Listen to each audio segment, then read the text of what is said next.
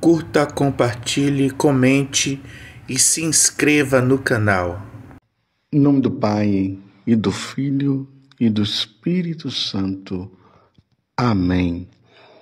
Naquele tempo, quando acabou de falar ao povo que o escutava, Jesus entrou em Cafarnaum. Havia lá um oficial romano que tinha um empregado, a quem estimava muito, e que estava doente, à beira da morte. O oficial ouviu falar de Jesus e enviou alguns anciãos dos judeus para pedirem que Jesus viesse salvar seu empregado.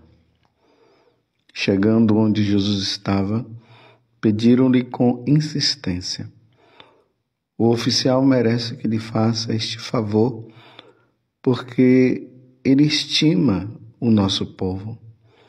Ele até nos construiu uma sinagoga. Então Jesus pôs-se a caminho com eles. Porém, quando já estava perto da casa, o oficial mandou alguns amigos dizerem a Jesus: Senhor, não te incomodas, pois não sou digno de que entres em minha casa. Nem mesmo me achei digno de ir pessoalmente a teu encontro. Mas ordena com a tua palavra, e o meu empregado ficará curado. Eu também estou debaixo de autoridade, mas tenho soldados que obedecem às minhas ordens. Se ordeno a um vai, ele vai, e a outro vem, ele vem. E ao meu empregado, faz isto, e ele o faz. Ouvindo isso, Jesus ficou admirado. Virou-se para a multidão que o seguia e disse: Eu vos declaro que nem mesmo em Israel encontrei tamanha fé. Os mensageiros voltaram para a casa do oficial e encontraram o empregado em perfeita saúde. Palavra da salvação. Glória a vós, Senhor. Meus irmãos e minhas irmãs, hoje a igreja celebra 2 mártires. São Cornélio, Papa, e São Cipriano, Bispo. São Cornélio foi Papa, pastor de alma, desprendida e misericordiosa. Trabalhava muito para reconquistar e reconciliar os cristãos que tinham cedido às perseguições, não seguindo o caminho do testemunho. Veja, nós estamos diante de 2 mártires. O Papa São Cornélio, ele teve uma grande preocupação. Qual? Com os cristãos que na hora que foram levados para o martírio, ficaram com medo e cederam e apostataram. Então, esses cristãos que entraram nessa situação, São Cornélio fazia de tudo para que eles pudessem retomar a fé novamente. Já São Cipriano foi bispo, era advogado e professor. Convertido aos 40 anos de idade, foi fiel ao Evangelho e muito trabalhou para a unidade da igreja. Foi destemido servidor de Cristo no episcopado e no martírio. Eles nos ensinam a doar a vida e não procurar os benefícios próprios. Tinham tanta convicção da fé em nosso Senhor Jesus Cristo que eles derramaram o sangue. Que Deus nos conceda a graça também de nós termos a convicção e, se chegarmos ao grau de sermos martirizados, que o Espírito Santo nos dê toda a força necessária e no momento não tenhamos medo, mas sejamos fiéis até a morte, como São Cornélio e São Cipriano. Dai-nos, Senhor, a perseverança dos mártires. No Evangelho de hoje, meus irmãos, que está em Lucas, capítulo 7, do versículo 1 até o 10, estamos ali em Cafarnaum, junto com Jesus, os apóstolos, aquela multidão que sempre estava atrás de nosso Senhor Jesus Cristo. E de repente agora Jesus se dá numa situação muito boa, que é para o nosso entendimento e para o nosso crescimento espiritual, muito importante. Aqui conta, como vocês acabaram de ouvir, havia lá um oficial romano que tinha um empregado a quem estimava muito e que estava doente à beira da morte. Falar de um oficial romano significa falar de um homem que era pagão, um soldado pagão, servidor do imperador. Lembremos que depois os imperadores começam a perseguir os cristãos. E este oficial estimava muito os judeus, tinha um carinho especial pelos judeus. Coisa interessante, embora fosse um pagão, ele não adorava a Deus, adorava aqueles deuses, esses vários deuses romanos. E aqui diz até que ele ajudou até a construir uma sinagoga. Eu não sei como se deu isso, mas que homem interessante. Mas lembremos que era um oficial romano. Agora, ele se depara com esta situação de ter o empregado dele, que estava muito doente, ouviu falar de Jesus, de tantos milagres que Jesus estava fazendo, e agora ele vai em busca de Jesus e pede, para que Jesus pudesse curar esse empregado. Você vê, é um homem bom, mas era um pagão, mas era um homem bom. É sempre bom perceber isso. Ele não era um judeu, ele adorava os deuses pagãos. E aí vai pedir para Jesus curar, e o pessoal faz essa intercessão, ou seja, pedem para que Jesus pudesse fazer essa cura. Então Jesus, diante daquilo, um homem que construiu uma sinagoga, ok, então vamos lá. Jesus foi e veja o que acontece, Ele usa justamente da hierarquia existente ali na área militar, dizendo, olha, eu tenho um superior que está acima de mim, e eu tenho as pessoas que estão também abaixo de mim, eu mando um vai, outro vai, tal, mas eu não sou digno de que entres em minha casa, porque um judeu não podia entrar na casa de um pagão, tinha isso. Então eu não sou digno do Senhor que cura, faz milagre, faz tantas coisas, e além de tudo ainda é um judeu querendo entrar na minha casa, eu não sou digno. Não há necessidade disso, mas o Senhor, com a tua palavra, somente o Senhor falar, ao falar, o meu empregado ficará curado. Está vendo? O homem, ele acreditou que Jesus poderia fazer um milagre sem estar perto, sem precisar ir na casa dele. E Jesus se admira. Jesus fica extremamente admirado, porque um pagão falou algo que um judeu deveria fazer e falar em relação a ele.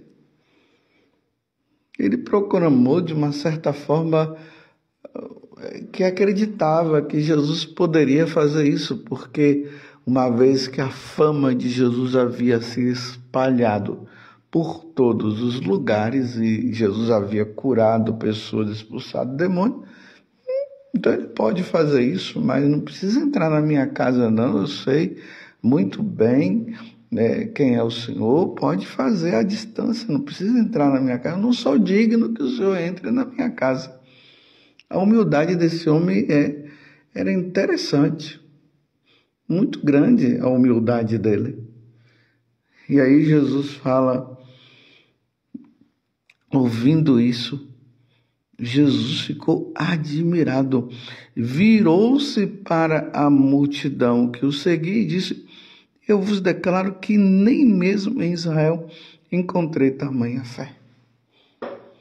Aí nós vemos as autoridades religiosas ali do tempo de Jesus, os fariseus, os mestres da lei, os saduceus, que deveriam proclamar de uma certa forma essa fé, e eles não falaram, não faziam, pelo contrário, estavam obstinados em querer matar Jesus. Mas aquele oficial pagão, ele falou e fez algo que nem o povo de Israel havia feito.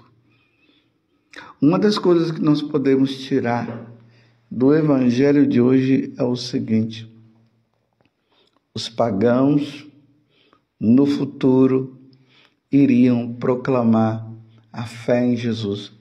E foi isso que nós vimos no tempo ali de São Paulo.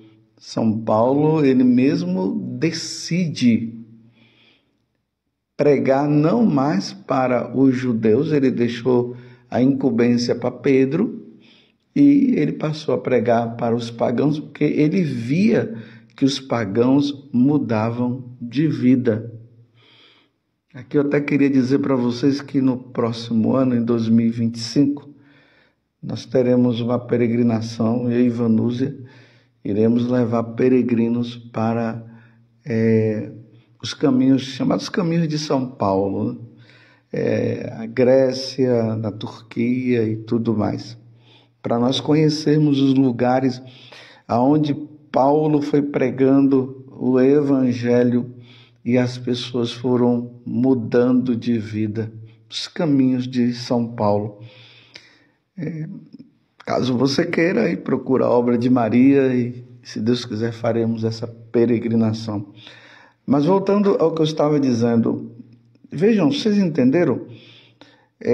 Os pagãos, porque Jesus não veio para um grupo seletivo, Jesus veio para salvar a todos. O Pai me enviou para que todos sejam salvos, todos precisam se converter. Os judeus que já estavam no caminho e os pagãos que precisavam encontrar o Salvador, nosso Senhor Jesus Cristo. Os judeus que acreditavam no Pai, mas não acreditavam na existência do Filho e nem na existência do Espírito Santo.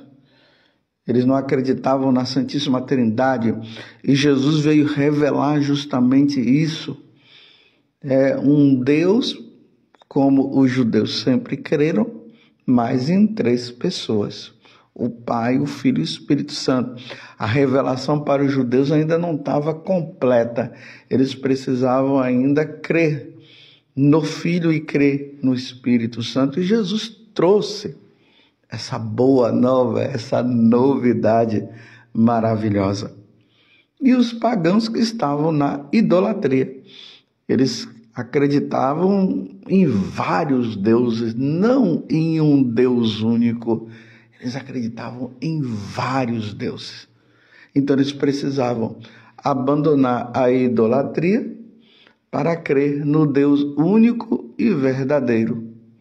E aqui, esse soldado, esse oficial romano, ele já estava demonstrando o que iria acontecer. Aí vem a admiração de Jesus, que nem os judeus, nem o povo de Israel tinha demonstrado tamanha fé, tamanha confiança.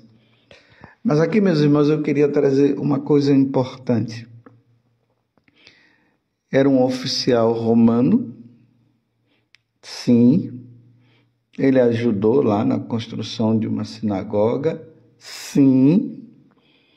Ele era bom com seus empregados, sim. Mas isso aqui ainda não é uma demonstração de salvação.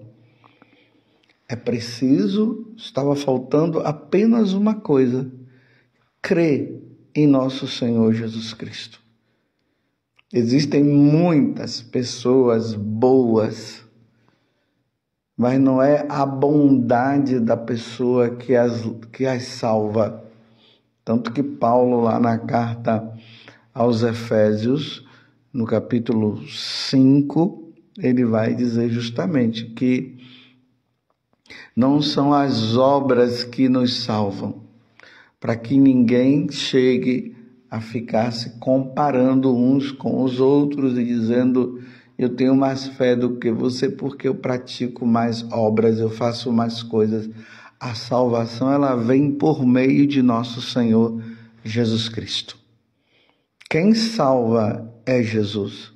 É Jesus que veio do céu para nos redimir. Agora, claro, essas atitudes que são naturais no ser humano, fazer o bem para o outro, ela precisa estar alicerçada em Deus, em Jesus Cristo. Aí sim, as obras vão nos ajudar na nossa salvação. Mas as obras praticadas sem crer no único Deus, em três pessoas, o Pai, o Filho e o Espírito Santo, são obras mortas. E aí é que entra a discussão de muitas pessoas. Aquela pessoa não vai na igreja, ela não se confessa, ela não vive os sacramentos, elas não comungam, mas elas são boas. E isso, me desculpe eu dizer, de bondade o inferno está cheio, meus irmãos. Porque não é a prática do bem que salva, mas é crer em Jesus Cristo. Eu sou o caminho, a verdade e a vida. Ninguém vai ao Pai senão por mim. E é bonito que a igreja pega essa palavra do oficial romano: Senhor, não te incomodes, pois não sou digno de que entres em minha casa, nem mesmo me achei digno de ir pessoalmente ao teu encontro, mas ordena com a tua palavra e o meu empregado ficará curado. E na Santa Missa, todas as vezes que nós sacerdotes erguemos a hóstia e dizemos: eis o Cordeiro de Deus que tira o pecado do mundo, nós, os fiéis, respondem: Senhor, eu não sou digno de que entres em minha casa, mas dizer uma palavra e eu serei salvo. E aqui nós nos voltamos para a Santa Missa. O pagão que é bom, que faz obras maravilhosas, que constrói até sinagogas, ele precisa participar do sacrifício da Santa Missa, que é o que Paulo está dizendo hoje na primeira carta aos Coríntios, capítulo 11, do versículo 17 até o 26 e depois o 33. Aí São Paulo vai relembrar: o que eu recebi do Senhor foi isso que eu vos transmiti. Na noite em que foi entregue, o Senhor Jesus tomou o pão e, depois de dar graças, partiu e disse: isto é meu corpo, que é dado por vós. Fazei-o em memória de mim. Do mesmo modo, depois da ceia, tomou também o cálice e disse: este cálice é a nova aliança em meu sangue. Todas as vezes que dele beberdes, fazei isto em memória de mim. Todas as vezes, de fato, que comerdes deste pão e beberdes deste cálice, estareis proclamando a morte do Senhor até que ele venha. Portanto, meus irmãos, quando vos reunirdes para a ceia, esperai uns pelos outros. Então vejam, meus irmãos, o pagão que é bom, ele precisa professar a sua fé em nosso Senhor Jesus Cristo. Crendo em nosso Senhor Jesus Cristo, ele receberá o batismo. Ide por todo mundo, pregai o evangelho a toda criatura, quem crê e for batizado será salvo. E aí a pessoa começa a participar e receber os sacramentos. E aí começa a participar da Santa Missa. O sacrifício de nosso Senhor Jesus Cristo que é renovado. Como disse Paulo aqui na última ceia, naquela noite, Jesus, ele se entregou e deu a vida por todos nós. Ele antecipou naquela noite o que iria acontecer no dia seguinte, a sua morte na cruz. E esse sacrifício, ele acontece, ele é único, mas ele acontece todos os dias, principalmente no domingo que nós somos convidados a participar. E quem não participa da missa ao domingo, em caso, ressalvo, doença, mora em lugar bem distante, não tem como o padre ir lá e participam das celebrações e tudo mais. Aí, quem não participa, não participa por preguiça, não vai por preguiça porque não quer, não vai se salvar. Porque é o terceiro mandamento, guardar os domingos e festas. Não, mas aquela pessoa é muito boa, ela ajuda até na igreja, ela faz um monte de coisa, mas ela não professa sua fé, ela não participa da missa, ela não faz nada. Você está entendendo a necessidade de que é preciso crer em Jesus e aí sim vamos praticar as obras para que nós possamos nos salvar. Jesus se alegrou porque aquele oficial estava entrando no caminho da redenção, ou melhor, entrando no caminho de professar sua fé em nosso Senhor Jesus Cristo, mas ele ainda não professava, mas era um homem muito bom. Louvado seja nosso Senhor Jesus Cristo, para sempre seja louvado, e a sua mãe Maria Santíssima, e desça sobre você a bênção de Deus Todo-Poderoso, Pai, Filho e Espírito Santo. Amém. Não basta ser bom, é preciso crer em nosso Senhor Jesus Cristo, participar da missa, viver os mandamentos e os sacramentos.